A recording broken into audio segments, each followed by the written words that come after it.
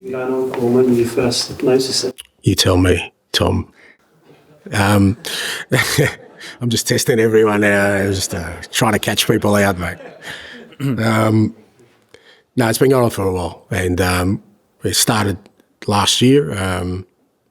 We thought we nipped it in the bud, but it's still consistently coming out at different times.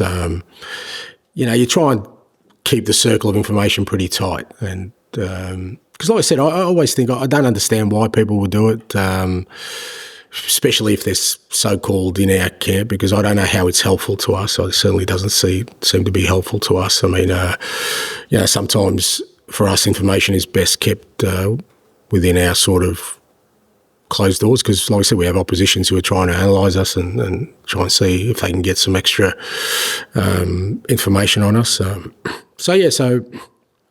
The various ways you can find these things out, and you kind of hope that people come to their senses after a while. But like I said, it just continues to happen. So we'll get to the bottom of it.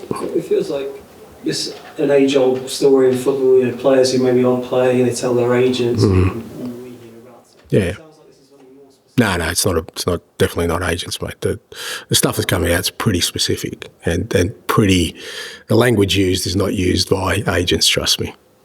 Right, in terms of like terminology, or yeah. Okay. And go on, mate. It's 20 questions. I'm not going to tell you, but anyway. yeah, I mean, were you suspecting players then? No. I'm not suspecting anybody. What I'm saying, it's definitely not the players. No, it's not the players. So, because for me, the information that's getting out is information that. Look, I think I've always said here, especially with medical information, I'm really, really careful, because it's still, even though we're in the world of football, and I know everyone thinks that these things should be, carte blanche in terms of information flow, I'm still very respectful of people's medical records and how much information we actually give on certain things. And sometimes players don't want that information disclosed. Simple as that. And the fact that it's getting out is unacceptable, from, like I said, a club perspective, because it doesn't help us, not from the individual's perspective, it doesn't help him. And as a club, I just think, you know what, we've got enough challenges out there without adding more to ours. Just to clarify, it's injury information rather than tactical? It's a bit of everything, mate. Okay. Just one other question on a separate topic. Just, you asked about Sonny before. It feels like you often, I've asked questions about his leadership. He's going through a goal drought at the moment. He's scored with Healthy a while ago, but in open play, no goals in his last 15 games. How is he? That must be frustrating for him. How is he dealing with the sort of personal frustration with having to also be the leader of the group? I think he's been able to separate both. Like, you're right, he is frustrated, because I think, like all attacking players, scoring goals and is a big part of their game, and certainly a big part of Sonny's game. I think his return over the last 10 years has been remarkable for a player in his position. But I think he's been pretty good at sort of separating both. I think, especially the last two games in particular, he's really tried to sort of make sure he serves the team, does the team things first. I think he's been an instigator in pretty much all our goals, in terms of playing things that, if he was sort of desperate for goals, he probably would have taken other options. So I think as long as he does that, I think we'll get him into a position where, he was a bit unlucky with the strike he had last night, where he'll get the goals. But more important for me, I think, is that he continues to kind of do those team things, because I think with a lot of our football, the goals will come to the attacking players if they do the right things over and over again, rather than them having to individually sort of go out there and find them. Paul, you said you deal with it around the league, obviously. How do you deal with it? Internally, and hopefully you don't find out. But like you deal with anything, I think if people aren't doing the right thing, you deal with it. Is this something that could be the end of someone's time? Look, it's not about that. It's not about. It's about trying to make us as a football club run as professionally as we possibly can, in terms of information flow and the way we conduct ourselves. And I don't think any organisation, whether it be football or any other organisation, if you have people giving out what I think is sensitive information, particularly on the medical front or tactical front, then I just don't think it's it's right. So you need to address it. Have you had to deal with anything like this before? Yeah, it's always in football. Like you always get, and I've had various ways, but certainly not as consistent as this. Usually when you address it the first time and you kind of address it with key people, people sort of understand, okay, well, we better sort of play heads in a little bit. But with this one, seems to be consistent, so we'll deal with it. Dave?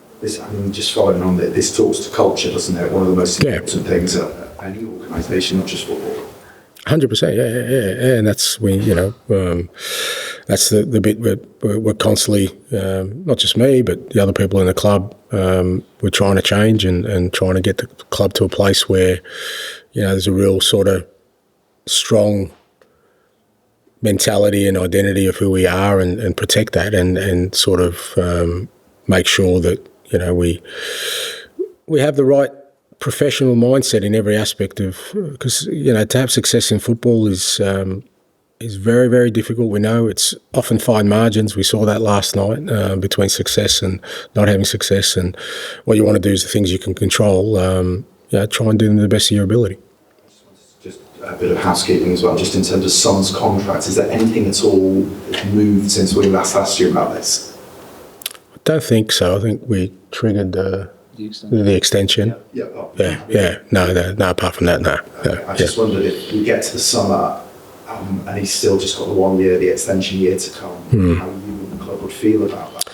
I think all those things we'll address kind of at the appropriate time. I don't think now's the time to kind of look at that.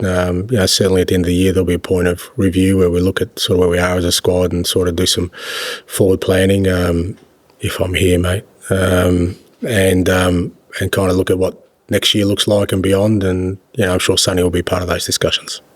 John? With the mole, have you had to... The mole. Gone from the leak to the mole. Mikey Moore. So that's a one. Have you had to do a Colleen Rooney and set up a false trail of information? That's how she dealt with her. Has it been anything like that? No. It's a simple process. You just limit where the information goes and it's pretty easy to figure out. Football managers are busy now. You're going to turn detective as well.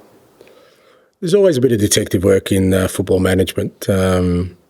Like I said, I really just going back to, I think it's a cultural piece. I think, I'm big on, creating a culture of success, and I don't think successful organisations behave in that manner.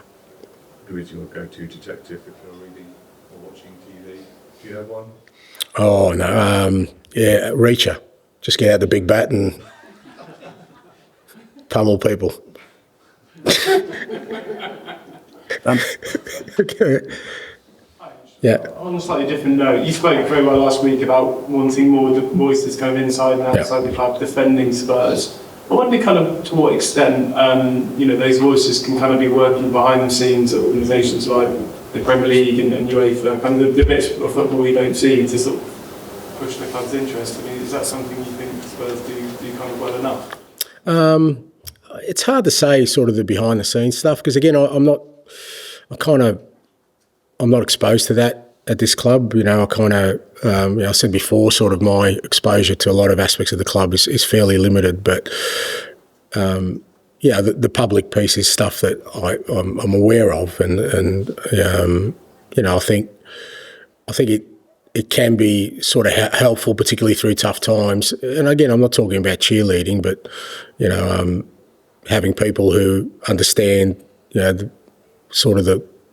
the process the club is going through and the challenges it faces and sort of how they're trying to navigate that, rather than sort of, like I said, at the moment it's all kind of, there's a lot of sort of groupthink happening where, we're obviously not going well in the league and, that's just means that sort of everything's seen through that prism and that light without no one sort of taking a step back and seeing actually that we've actually made some decent inroads in certain areas. And as I keep saying, and certainly my belief is that, we'll still get to where we want to, even with the difficulties we've had this year. But I think when I'm the only one saying it just sounds self-serving. It just sounds like I'm just trying to sort of protect my own space, which I'm not. Like I said, it's the furthest thing from my mind, but I understand that people would see it that way. Have you had a chance to speak to Scott or Particularly with Scott and Johan, I have daily communication with them, and I think they're of a similar mindset, in terms of, how we sort of communicate. I think, I'm sure even you guys got tired of me talking so much this year. I think, you're nodding, you definitely, don't shake your head now. Your initial response was a nod. And I understand that because, Anthony and I say, I was up last night, I'm up today, and it seems a lot of managers as well, not just me. We're spokesmen for pretty much everything that happens at a football club, and I'm okay with that. But a lot of things I got no exposure to, so it's not even right that I should be addressing them. But I think with the way football's going, and it's obviously becoming a massive industry, and there's so many things within the mechanisms of every football club. Having just the one spokesman for it doesn't make sense to me, whether that's internally or externally. But we have discussions about how we can navigate and sort of communicate better moving forward. Is it fair to say that we were saying that sort of having someone above you at boardroom level who can talk about issues that you're not across would be a helpful thing? I think in some areas it would be, only because it kind of paints, I think, a more fuller picture of what we're doing as a football club. Because at the moment, like I said, it's just seen through the prism of our results, which is fair enough. Everyone will say, well, that's all that matters. But there are times I think it goes beyond the results and understanding where we're at as a football club and what we're trying to build and sort of what our strategy is, and that maybe gives people an idea, okay, well, that's why they're making the decisions they are right now. Thank you. Elias, to finish, please. Regarding Wolves, obviously it's a team that's kind of struggled towards the bottom of the Premier League for most of the season, but still a side of lots of quality. They've got three players who frequently play for Brazil, full of international. And for a side that's trying to, I suppose, balance two tournaments like you are at the moment, is that kind of a unique challenge in the Premier League, that you face teams from the top to the bottom that just have so much quality? Yeah, absolutely. I think that is the beauty of the Premier League. I think obviously this year, and I guess last year, the three promoted teams have really struggled. But I think in between that, you've certainly seen an evening up this year of, clubs who are very, very competitive, irrespective of their position on the table. And for clubs like ours who, we obviously went through a really tough time with injuries, who are depleted, that means that you're really sort of vulnerable against every team, potentially dropping points and not getting results. Because like I said, the quality within, even sides down sort of towards the bottom end of the table is still very, very high. I think Wolves have got some outstanding individuals who could fit comfortably into teams in the top half of the table for sure, but they're not the only ones, whether it's all the other teams in and around there. And so that's the unique challenge of the Premier League. But I think that's why we enjoy it, is that, for the most part, every game is pretty competitive. And on Mikey Moore, obviously, hasn't seen action very much recently. Is it just a case of players coming back and the 17-year-old just finding its way back in the natural pecking order? Yeah, not so much natural pecking order, but it's sort of understanding that we've exposed Mikey a hell of a lot more than I thought we would at the start of the year. He only sort of just started playing under 21 football last year, and he had some injuries, didn't play a lot, so. It was kind of touch and go at the start of the year. Do we let him sort of bet in with the 21s or give him a loan or keep him with us? But I felt that if we kept him with us, and my thing was let him train with us for a year, train with men, train in the first team environment, see how he adapts, and at the end of that he'll still be 17 or 18 and we can make decisions. But he's played a lot more than we thought, but he's still very much part of our sort of setup in the first team, and it's training every day, and I think we'll see the benefits of that to years to come. We don't need to be in a rush with Mikey.